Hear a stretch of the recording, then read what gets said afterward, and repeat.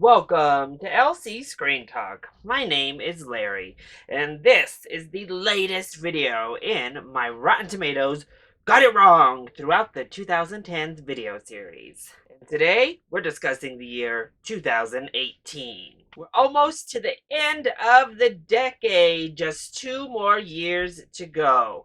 So if you have not seen any of the previous videos in this series, I'm joined every week by a special guest here from the YouTube film community. So both my guest and I pick our 5 films that they just got wrong over on Rotten Tomatoes. These are just our opinions, our own viewpoints. Of course, they have nothing to do with anything other than our view on that tomato score.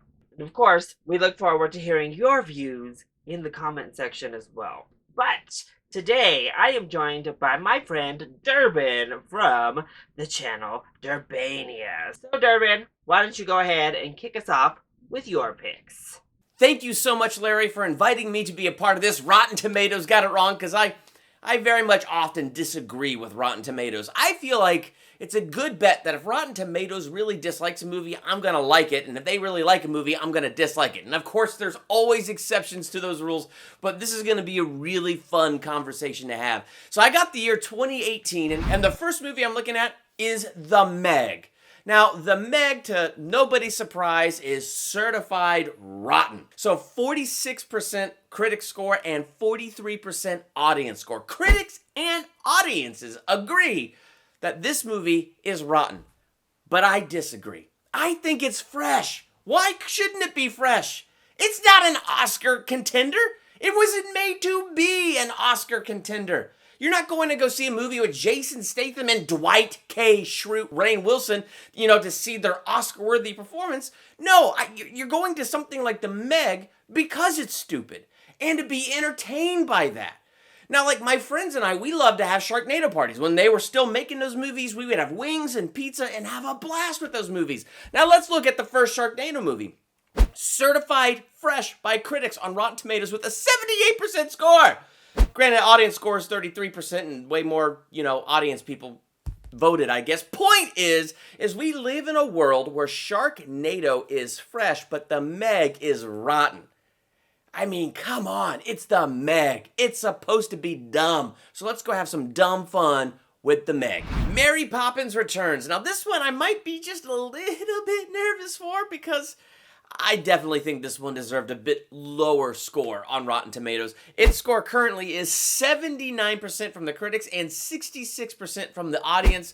I would definitely lean towards the audience with that 66%. In fact, I'd go a little bit lower to rotten because I was just really bored while I was watching that movie. I didn't mean to be. I tried not to be, but it just didn't engage me. It didn't pull me in, and I kind of just felt like I was watching the first Mary Poppins regurgitated, but really the exact same thing again, and so it just didn't really pull me in. Plus, this might not be the movie's fault, but it was Christmas time. I was in Ohio visiting family. It was freezing cold outside, and the movie theater had the air conditioning on. It just wasn't that pleasant of an experience. First Man. First Man is certified fresh on Rotten Tomatoes. You have the critics who gave it an 87%, and the audience, though, is a huge drop to 67%. That's still fresh, but that is quite a big drop. I think it definitely should have been certified rotten.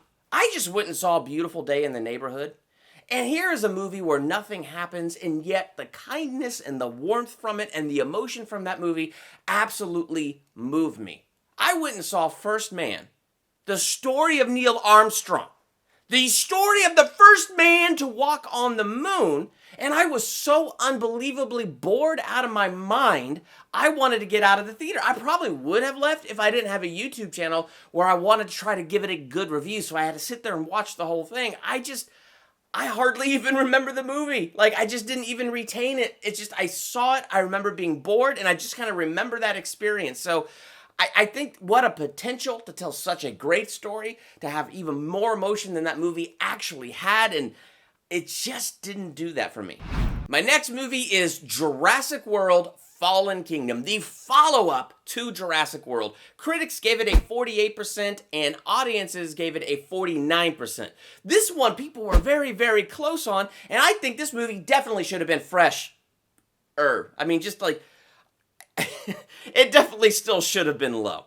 Because the truth with Jurassic Park is it's not just a monster movie or a dinosaur movie. It goes deeper. You go into the first movie and you see man trying to play God. They're trying to mess with nature. They're messing with things they don't understand. They're opening Pandora's box of power. And so it has this deeper theme going on. And you have deeper themes going on with the characters. Alan Grant, who doesn't like kids, but he has to assume this fatherly role to protect these kids as the T-Rex is ripping the car apart. Like, from bigger things to littler things, Jurassic Park does a good job of being something more than just a monster movie and a dinosaur movie. I think Jurassic World did a really good job of bringing the magic back to the franchise and doing something different.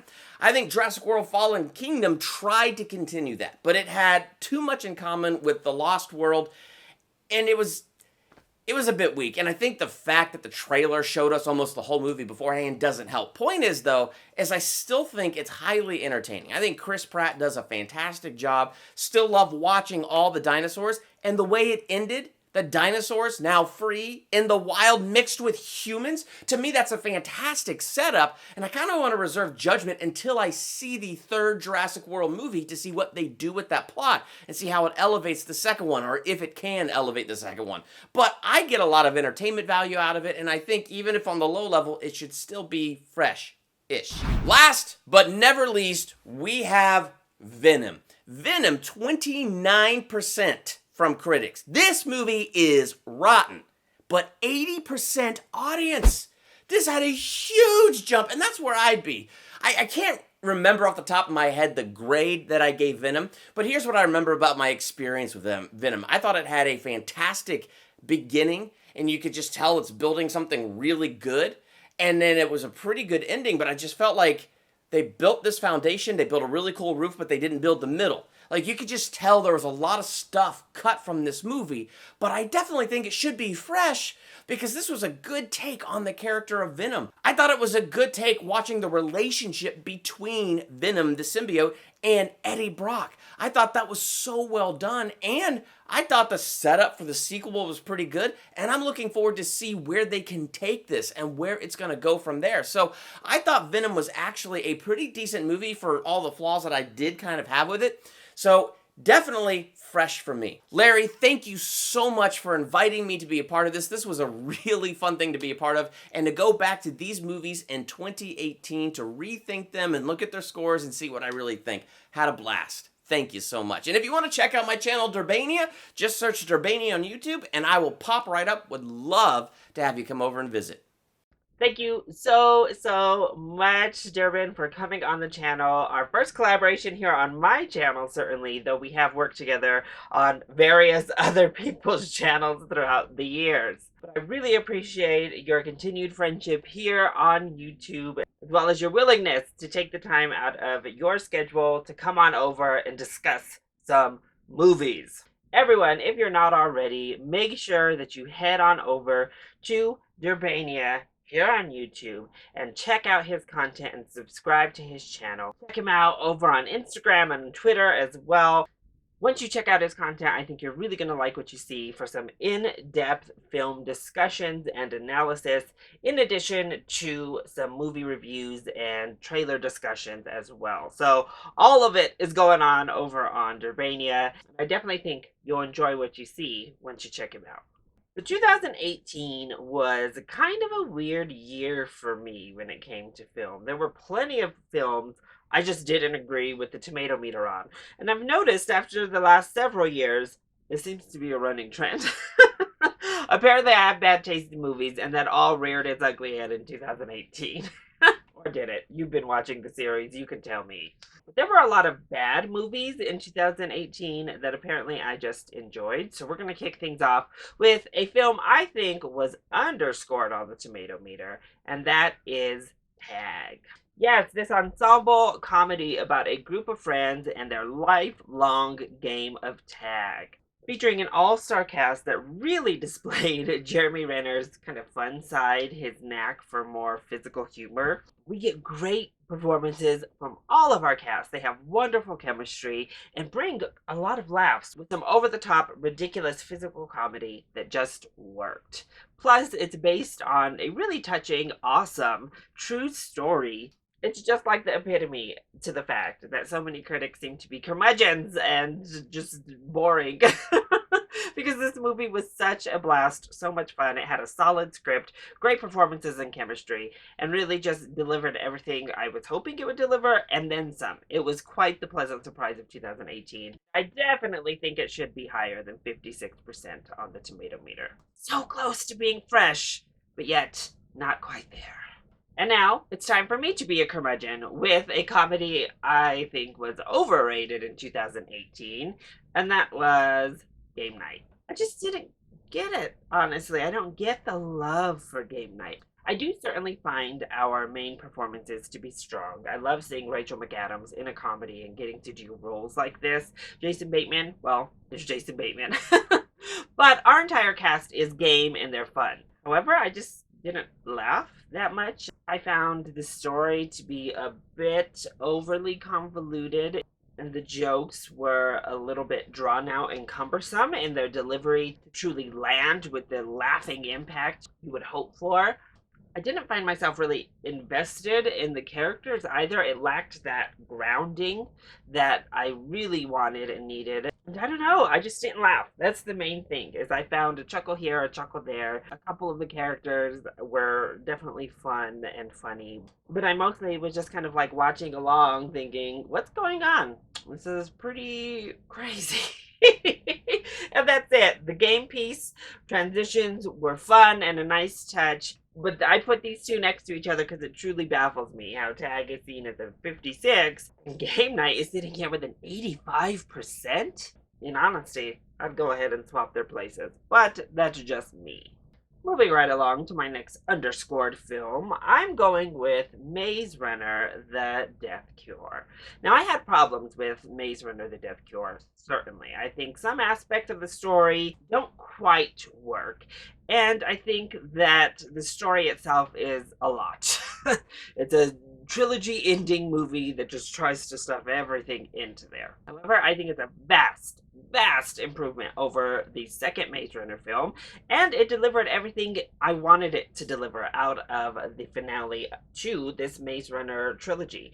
Honestly, I think the entire Maze Runner series gets a raw deal from critics and a bit from fans because I think it's solid. I think it's a really good young adult series. It's one of the best dystopian future adaptations we've received. It builds characters we care about with some strong ideologies about society, and it executes all of that very well. And this final film has a lot of the action. It hits home on the emotional and personal aspects we've developed with these characters and storylines, throws in some twists and turns that I wasn't anticipating because I hadn't read the book, and just delivers a satisfying conclusion to a series that has gotten the short end of the stick, I'd say. So Maze Runner The Death Cure comes up at 43% on the tomato meter, which I find to be far too harsh. I would probably put it right in the 60s somewhere. I don't think this is like a 90% amazing finale, but I think it accomplished what it needed to accomplish, and I just kind of wish that the Maze Runner series in general got a little bit more love. And now on to a film that did find its way into the 60%, and I have no idea how. And that would be Peter Rabbit, which currently sits at 64%. And we're soon to be plagued with the sequel. Oh my gosh, what have y'all done? This is one of those children family films that I do not understand why it got the pass that it got. First of all, James Corden is completely miscast as Peter Rabbit himself. That's not Peter Rabbit. That's not the character that the books are. That's not really the character you associate with the name Peter Rabbit. I don't know what that was. But honestly, this was so ham-fisted, so over the top from like Domhnall Gleeson, which I'm okay with. I think he and Rose Byrne were having fun here.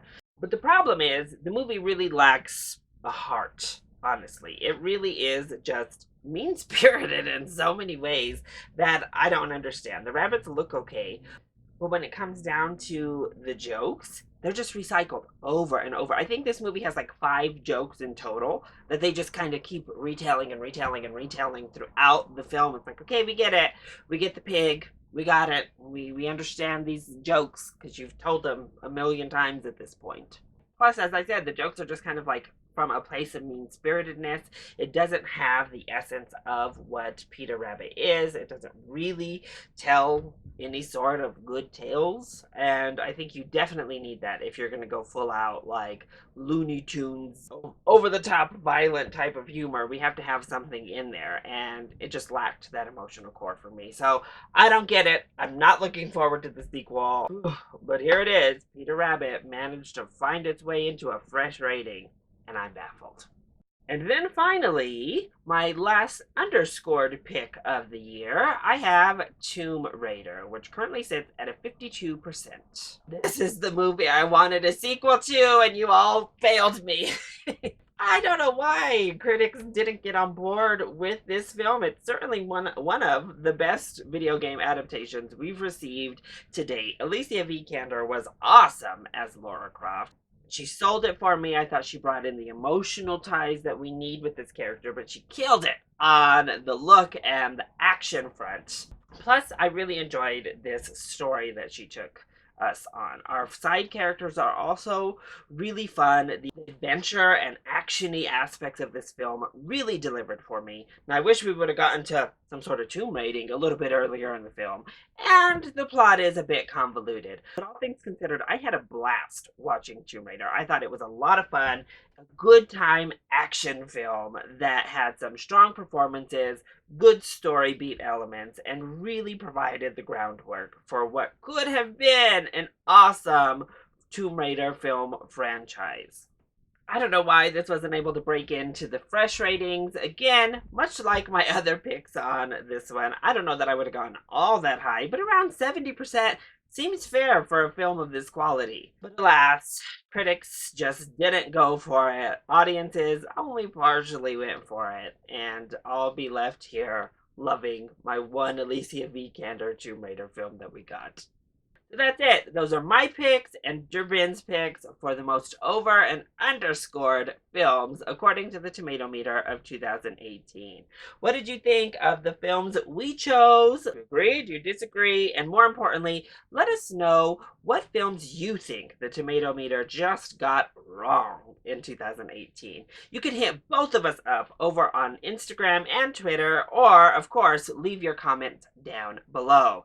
And don't forget to head on over to Durbania here on YouTube. Check out his content, hit that subscribe button, and show him some love. Of course, all of his links will be in the description down below. Plus, if you enjoyed this video, hit that like button and subscribe to the channel so you are always up to date on my latest videos. I love you all so much for your continued support. Mwah! Thank you for watching, and I'll see you next time. Bye!